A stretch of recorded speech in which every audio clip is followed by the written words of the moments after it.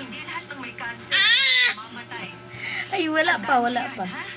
Pero, bakit po yung mga Tingin ka dun, oh. sa palabas sa TV, namamatay pag sinabi may cancer na sila?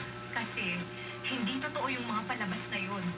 Gawa-gawa lang yun ng mga writer at saka direktor para maging madrama yung gawa nila. Wait lang. Ay, maraming tao ang gumagaling sa cancer. Kasama na po dun sila yun. Gagaling naman po talaga siya, di ba, Huwag ma? kang malikot. Oo. Last na to, last na. Mas mapapabilis ang paggaling natin. Kung tutulungan mo akong magdasal, kasi alam mo, anak, mas pinakikinggan ng Diyos kapag batang nagdadasal. Mas naririnig niya yung mga dasal niyo kasi mas malakas ang boses niyo sa Kanya. Kaya, tulungan mo akong Nathan. Last na. Tulungan mo akong ipagdasal na pagalingin ka agad ng Diyos sa sakit ng kapatid mo. Alam po ninyo, Papa Dudut, noong marinig kong may stage 2 brain cancer ang anak kong si Leo.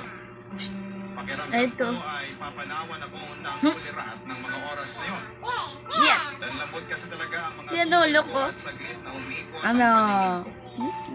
Mabuti at nandun si Nanay Gina sa tabi ko habang kausap ko ang doktor. Bye-bye. Nagawa kong kumapit sa Bye-bye. kamay niya para mapanatili kong matatag